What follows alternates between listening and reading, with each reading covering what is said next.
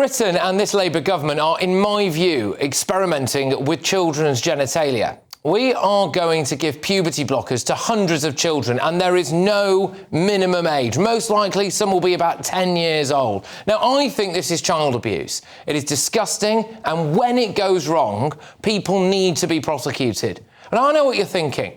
This was banned, wasn't it? This important interruption is brought to you by ExpressVPN. Protect your money and your identity. Click the link in the description or scan the QR code here to get ExpressVPN right now and save up to 73% on annual plans today. Right, let's get back into it. In 2023, the CAS review said puberty blockers had unproven benefits and significant risks. They damage bones, damage fertility, and damage brain development. In December 2024, Wes Streeting banned them indefinitely. But many people at the time thought he never really wanted to. So I'm definitely listening, but I would accept that, firstly, that's not the perception, and secondly, in terms of the listening, that people have not seen action that suggests that I've got it. And in some areas, that's because I am constrained by the clinical advice and the evidence, and particularly when you're in this job, sometimes you do have to say no to things, even when it makes you feel really uncomfortable. OK. Well, there's always been a loophole in this ban that puberty blockers could still be injected into primary school kids if it was for, quote, clinical research. But of course, that required a team of scientists who were prepared to experiment on children's sexuality. Well, step forward, King's College London. They have been granted permission for a clinical trial that will involve 250 boys and girls, most likely aged between 10 and 15 years old, who say they have gender dysphoria. Sorry, no. It's now gender incongruence. That's the new name for it now. They've changed the name for it, they've repackaged it, and they're back at it. The young children will be injected with puberty blockers. The study will monitor their brain development, quality of life, and physical and mental health. I mean, they'll then be compared to those who are not given the drugs or given a delayed version of the drugs. And Wes Streeting announced it on social media. He's proud of it. Well, then, Wes, if you are that proud of it, I would say, on your head be it.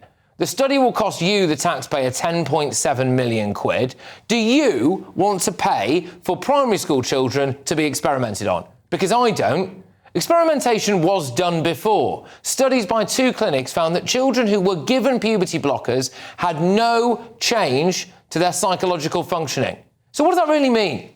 Well, it means that children who were unhappy, depressed, and distressed remained unhappy, depressed, and distressed after we'd basically chemically mutilated their genitals. That would be my view about what we're doing here. Why do we need more research? I mean, what next? Wes Streeting announces we need more clinical research for the impact of lobotomies or electric shock treatment or how leeches can be used to treat disease. We are living in terrifying times in Britain. In Scotland, they are considering letting people abort their babies based on the baby's gender, which is ironic given what we've been talking about, isn't it? Because it's almost like when it comes to killing a fetus, gender is real. But when that fetus is born, it isn't real anymore. But we've got the assisted dying / legalised suicide bill, where people with learning difficulties or autism might be told that they can just kill themselves. In relation to people with various learning difficulties or autism, again, with proper assistance, they too can have that option. Mad, isn't it? And now we've got adults looking for kids so they can experiment on their genitalia. I mean, the parents of these kids need looking at, in my view. The so-called doctors doing the research also need looking at. And because Labour and Wes Streeting have given this the green light, I think they need looking at as well. Leave the children alone. Every time you're online, your money and your identity are at risk. Scams now make up nearly 40% of all crime in the UK. That's thousands of attacks every single day. In Britain, someone has their identity stolen every 2 minutes, leaving victims with wrecked finances and years of stress. The threat is real, and you could be next. ExpressVPN is your shield against criminals. It locks down your devices, hiding your personal information and financial details from hackers, scammers, and anyone else looking to exploit you. So whether you're checking your bank, shopping, or just browsing, ExpressVPN makes you invisible to prying eyes trying to steal your money and your identity. ExpressVPN shields your data with military-grade AES 256 encryption. That's the same standard trusted by the US government to guard classified information. This is the highest level of online security you can get. So don't wait for disaster. Secure up to 14 devices at once and get powerful password protection. Real support is available 24/7 because cybercrime never sleeps. Save up to 73% on annual plans today. Every moment you hesitate is another moment you're exposed. Protect your money and protect your identity. Get ExpressVPN right now. Let's get the thoughts of my panel on this. We've got Daily Express's Carol Malone, we've also got trade unionist Andy Twelves, and Sir Jake Berry, now of Reform, formerly the chairman of the Tory party. Carol, obviously I've said some pretty strong stuff there. I stand by it. It makes me very, very angry. It's an abhorrence. Using children between 10 and 16 as human guinea pigs, it is an abhorrence. These drugs, you mentioned some of the effects that they have on kids. There's more than that. It can lead to infertility. They can affect bone density, brain function. They can stunt growth. They can cause depression. They can, in females, hot flushes, brain fog. This is an appalling thing to inflict on young children, and it's almost coercing them because they're using them. They're using their confusion about their gender and telling them they should be taking these drugs. There's a very dangerous lobby inside the NHS who are enthralled to the trans movement, and they have completely ignored the Cass report. They're riding roughshod over what she said, which was there was insufficient evidence to support the use of these drugs on children, these puberty blocking drugs, and they're just riding roughshod over that, and they're finding ways to do it. And I don't give it stuff if it's King's College that is doing that. Just does not give it any kind of credence for me. You're still experimenting on vulnerable children, and God knows what's going to happen to them. There's a massive, let me just finish this, there's a massive detransitioning movement at the moment where people, young kids who took these drugs were persuaded by the appalling Tavistock Clinic who did this to 9,000 kids. They're now detransitioning because they've realised they were just a bit confused. They didn't want to be a different gender, but some of their lives are wrecked now. Yeah, why are we doing this as a country now, Jay? I thought we'd moved on. I mean, I literally have no idea. In my mind, this is a sort of state-sponsored form of child abuse. I think we'll look back at this in 20 years and we will regard this with the same horror as we did to some of the appalling treatment we've seen to people by the NHS in various different ways over the years. This is completely wrong. I don't think this is what society wants. It's right that we have a big debate about transgender and people's gender, but the idea that under the age of 16, any child is capable of realistically consenting to this sort of irreversible treatment is legally flawed and completely beyond the pale in terms of society. This is terrible. And what I would say to Wes Streeting is, there is a time in your life after politics. I know I've made a time of my life after politics. You need to be able to look back at stuff and say, I did the right thing by people, by the NHS, whatever it may be. I think he will deeply, deeply regret this. So let's say we do this study. It's going to last we're going to get some results back in about 4 years' time. So let's say that it turns out, because previous evidence would suggest that people who've already got, unfortunately, mental health problems like depression, etc., they don't get any better by you chemically altering their puberty. So let's say, unfortunately, we've had a raft of suicides, we've had people who have got crippling bone issues, we've got people who are never going to be fertile again, and no one's any better. Why did we need to do this study to find that out? Because that is just for want of a better phrase, the naked experimentation on children, isn't it? I mean, you have naked experimentation on children all the time. That's the point of clinical trials. You have them on adults, you don't No, have them on children. There are hundreds and hundreds and hundreds of clinical trials on the effects of drugs on children. You absolutely do. That is a reality. Yeah, but that is a reality. Sorry, but the point is that they're testing drugs that they think will make them better. We know these drugs won't. Yeah. Well, we don't know. There's not conclusive evidence. That's the point. There have been 2 trials, and that's not enough of evidence base for the government to make a recommendation. That's the point. It's a scientific principle. That's the reason I defend it. It's because we have to test it on children. I think a real story here is, when we look at Manjaro, that's not being tested on children at all. That's just being made available to children.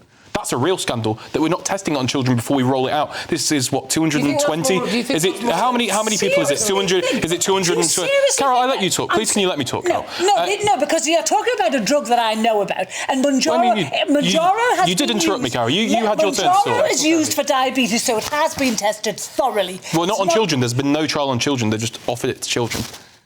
You're talking. That is the truth. You do not that is the truth. About this drug. That is the truth. It is not the truth. It is, Carol. And clinical trials happen on kids all the time. That's the point. Kids. Carol, you had your turn. Please, can you just let me talk? Clinical trials happen on kids all the time. That's the point. We've got to build an evidence base because kids react to things differently to adults, whether it's them going through puberty or pre-puberty. That is the point. We've got to build the base. So, you want evidence base? Yes. These drugs have been used for the past 35 years on various people, on children and on adults. Why aren't the people at King's College looking back? You've got 30 years. I'm sure they will. No, they're not. They've refused to do it. They've got 30 years of data right there that they could look back. They could go and interview the children who became adults. Are they happy? What are their sex lives like? How is life for them? They don't need to start on a whole batch of new kids and do it again because they've got the data. There's another aspect to this, which I obviously think that this is a massive mistake by the government, and I think that there's serious questions to answer about what medical professional, who will all be adults, go into a line of work where they appear to be utterly desperate to test this kind of stuff on kids, and it's huge question marks there. What about the parents? Well, I mean, as a parent, the parents who want this for their children will think it's the right thing to do for their kids. They don't want to do harm to their own children. I just go back to that point that, as someone who's got 3 young children myself, there's 2 things I think about. Well, first of all, 10-year-old kids don't really know what they want. Their opinion changes, particularly young girls and young boys as they go through puberty. It's a life-altering moment, as all of us on this panel will know. But so parents will be doing this. They will think this is the right thing to do. I'm sorry for that because I think they're wrong, but they will decide for their own children. But the idea that a 10-year-old can provide consent for this sort of irreversible, life-changing treatment, that they have the sophistication, the decision-making ability, the long-term view that an older person would have, can give consent to this, I just think is completely wrong. It's very different. If a 10-year-old child has leukemia, which some children tragically do, and you say, look, we're going to give this to you because we think it's a chance it will make you better. Yeah. OK, even though they can't provide consent, you can see the good there. I just cannot see the good for these children. She was talking about the part of the brain responsible for making complex decisions does not mature until your mid-20s. Yeah. So how in God's name can a 10-year-old... They can't. Well, the parents have offered the consent on behalf of them, haven't they? But is that not a little bit squiffy? And can I ask you, if you were to have children in the future, which you may or may not do, which you may or may not do, would you sign them up for this trial? I genuinely don't know. If this was the only thing that would make my 12 or 13-year-old, that they genuinely thought would make them happy, and I spoke to the very qualified scientists at KCL, there's no doubt these guys have got PhDs, they've got these incredible medical and academic careers. They know what they're doing. They know what they're talking about. I would probably trust them. You just said they're going to try and find out what they're doing. I would probably trust them. They clearly don't know what they're doing. It's a principle of research. It's a principle of experiment. It's a principle of research, Carol.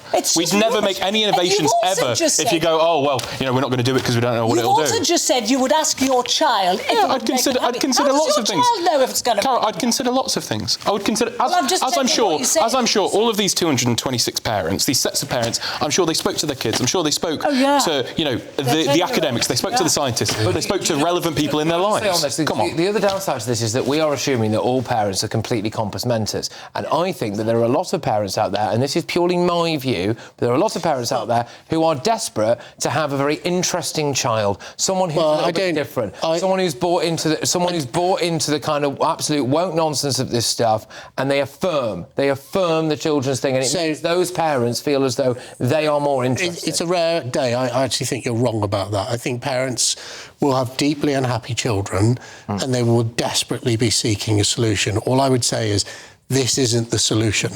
And the other thing which I don't think will be properly explored with this is the huge correlation between young people having autism and putting themselves forward. And I say this as a father. I've got an 8-year-old autistic boy. He's non-verbal.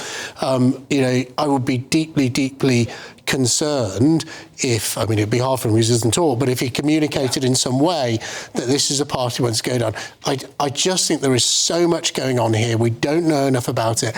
And the damage that will be done to children is irreversible. And that is why the ban came in. That's the truth. There was a reason we put this ban in. It's not a political thing. That's why the ban came in. This study is saying the kids could be on for 2 years and maybe for much longer. Yeah. Much longer. Well, look, we'll see how it is. I just thought we were done with this conversation. Yeah. I thought this topic was over, and If only. Yeah. But a Department of Health and Social Care spokesperson said young people with gender incongruence need access to high-quality, safe and effective care. We are following the CAS review, which was clear that the evidence on care for these children is lacking, and proposed this research to help provide it. Medical care must always be based on solid evidence, and children's safety must come first. Also, the Pathways trial, this is what this is called, by King's College London, describes how this approach helps researchers understand how treatment works by comparing what happens in both groups. It can show whether starting the treatment earlier is more helpful for young people, or if delaying the treatment might lead to fewer unwanted side effects. For example, people at home can make up their own minds about whether or not we need to experiment in this way on children of that age. But